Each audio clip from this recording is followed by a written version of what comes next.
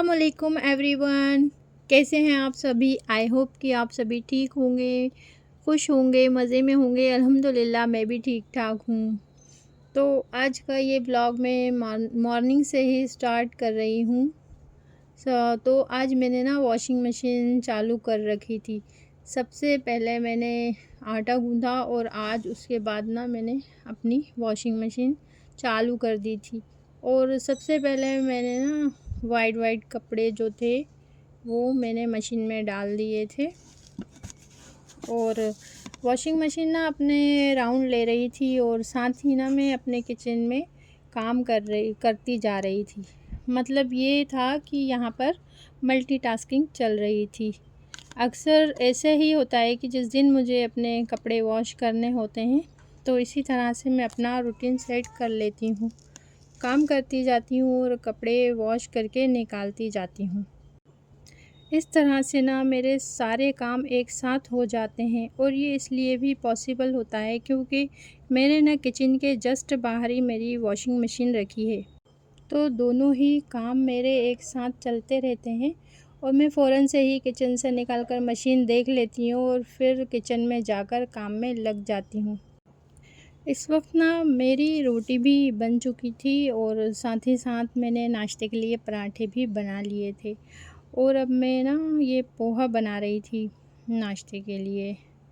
और मैंने ना सबसे पहले इसमें थोड़ा सा ऑयल डाला और उसमें राई, धनिया सीड्स, करी लीव्स और सौंफ, ये तीनों चारों चीज़ें डालकर थोड़ा हल्की सी फ्राई की।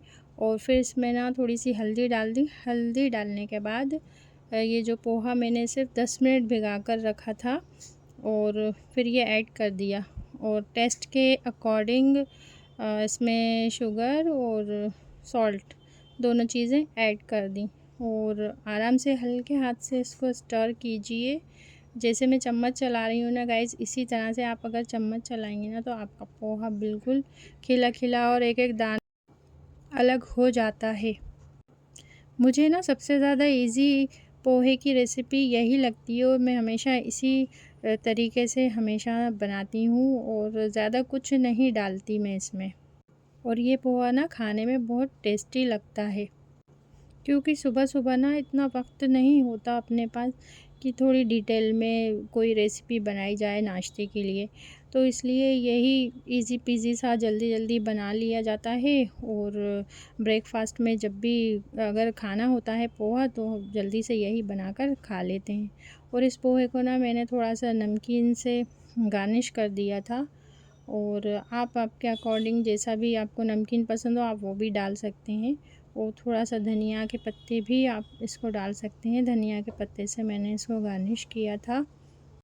और साथ में ना मैंने चाय भी बना ली थी। हस्बैंड भी सोकर उठ गए थे, फ्रेश भी हो गए थे, तो फिर हम दोनों ने बैठकर ना साथ में नाश्ता कर लिया। और बेटा तो अभी सो ही रहा था क्योंकि हाँ आजकल छुट्टियाँ चल रही हैं स्कूल की, तो वो इतने जल्दी नहीं उठते हैं, वो आराम से ही उठते हैं। और फिर हम दोनों ने साथ में बैठकर नाश्ता किया। और बाद में जो बर्तन वग़ैरह निकले यही ब्रेकफास्ट के नाश्ते के, तो फिर मैंने वो सब वॉश किए, क्लीन थोड़ी किचन की क्लीनिंग वग़ैरह की। और उसके बाद फिर से मैं अपने कपड़े धोने वाले काम में लग गई थी। यहाँ पर ना हम दोनों बैठकर आराम से बातें कर रहे थे और अपना ब्रेकफास्ट एंजॉय कर रहे थे। ये है मेरा किचन का जो डोर है वो, और बाहर ही जस्ट आप देखिए वॉशिंग मशीन रखी हुई है।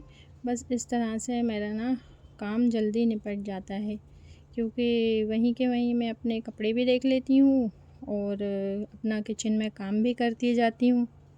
गाइज़ आज ना मैं आप लोगों से हाउसवाइफ के बारे में ना कुछ बातें शेयर करना चाहती हूँ कि अक्सर ना हाउसवाइफ जो होती है वो ख़ुद को बस एक हाउसवाइफ ही समझकर रह जाती है। एक घरेलू सी औरत, एक आम सी औरत, उसे ये एहसास दिलाना बहुत ज़रूरी होता है कि वो जो काम करती है वो एक बहुत ही बड़ा काम होता है। तो आप आपको ना उसको कमज़ोर नहीं समझना चाहिए, बल्कि अपने काम पर उसे फ़ख्र करना चाहिए। आप घर की फाउंडेशन हैं, नींव हैं आप घर की, और आपके बगैर कुछ भी पॉसिबल नहीं है। आप सोचकर चलें कि हाउसवाइफ़ ही नहीं, समझें उसे घर का एक वे बहुत ही अहम हिस्सा होती है। एंड आई होप कि आपको ये बात बहुत अच्छे से समझ आ रही होगी।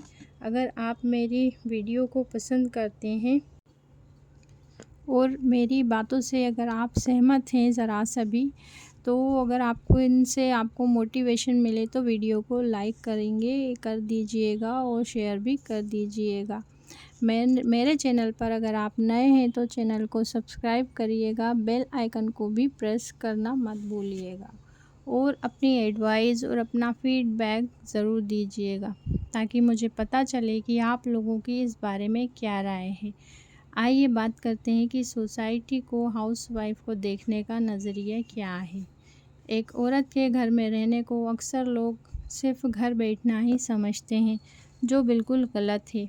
हमारी सोसाइटी अक्सर हाउसवाइफ को उसकी असल कदर नहीं देते हैं।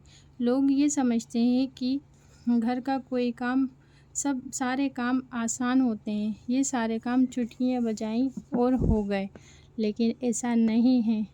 अगर एक दिन हाउसवाइफ घर का काम छोड़ देना तो घर का सारा निज़ाम गड़बड़ हो जाता है, घर का सारा सिस्टम बदल जाता है।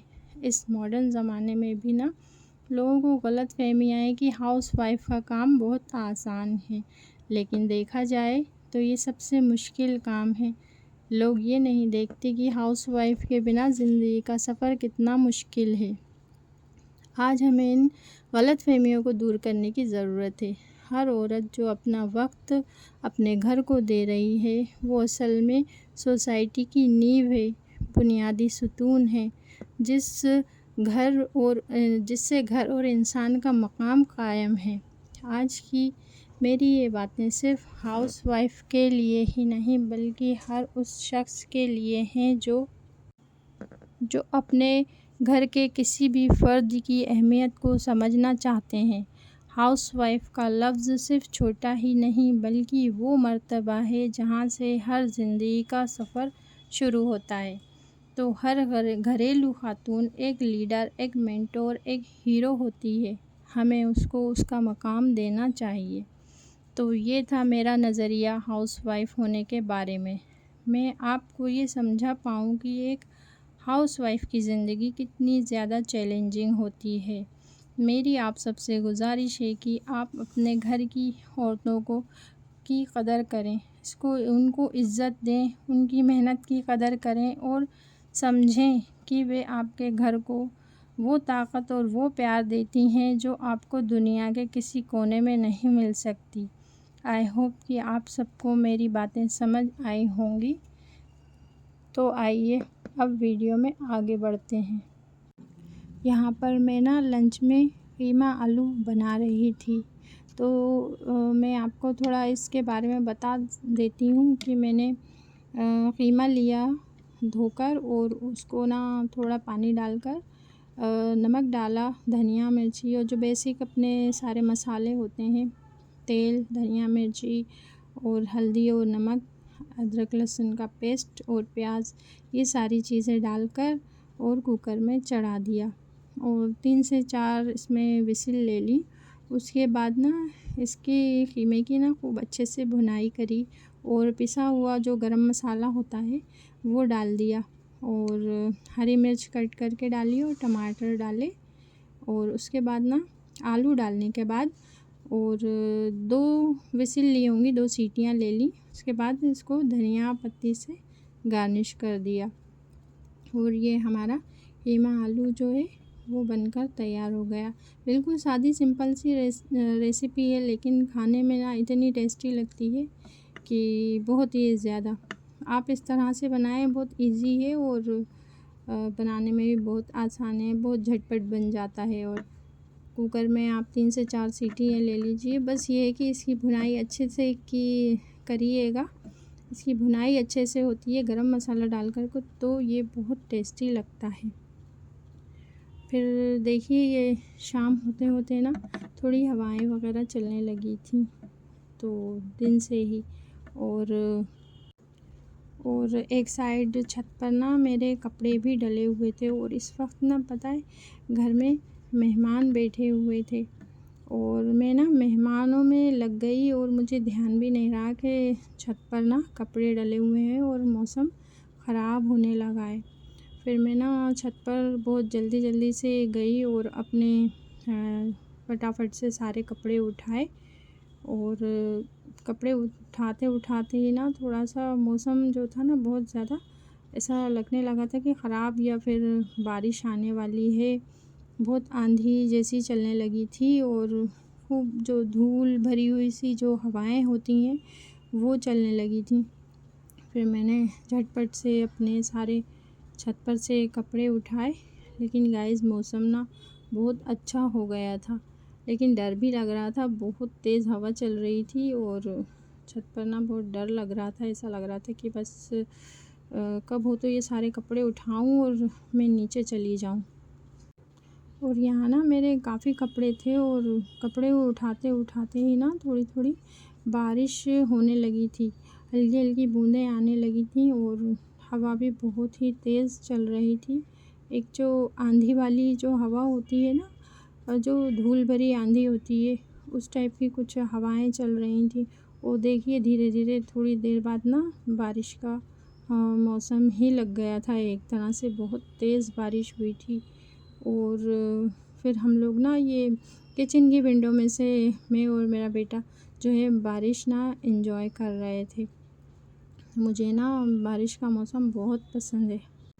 आंधी तो बहुत तेज़ आई थी, तो नीचे ना मैं समझ गई थी कि आज तो ना मेरे जो गार्डन है ना छत पर, आज उसका कुछ ना कुछ कबाड़ा होने वाला है, क्योंकि हवाएं इतनी तेज़ थी कि वो सब समझ में आ रहा था। कुछ ना कुछ आवाज़ें भी आ रही थी नीचे के, कुछ गिर रहा है इस तरह से। तो जैसे ही बारिश रुकी, थोड़ी थमी, उसके बाद ना मैं भागती हुई छत पर गई, तो जाकर देखा तो वो कुछ ऐसा नज़ारा था कि सारी जो नेट वगैरह थी, ग्रीन नेट जो बंधी हुई थी, वो सारी खुल गई थी। कहीं कहीं से वो फट भी गई थी, और मेरे कुछ ना पौधे भी बर्बाद हो गए थे। कटिंग्स वगैरह लगा कर रखी थी, वो भी सारी ख़राब हो गई थी। फिर क्या था, कुछ देर बाद ही मौसम फिर से सेट हो गया, और हवाएं चलने लगी फिर से अच्छी, और रोशनी भी हो गई। उसके बाद हमने थोड़ा मौसम का मज़ा लिया, मैंने और मेरे बेटे ने।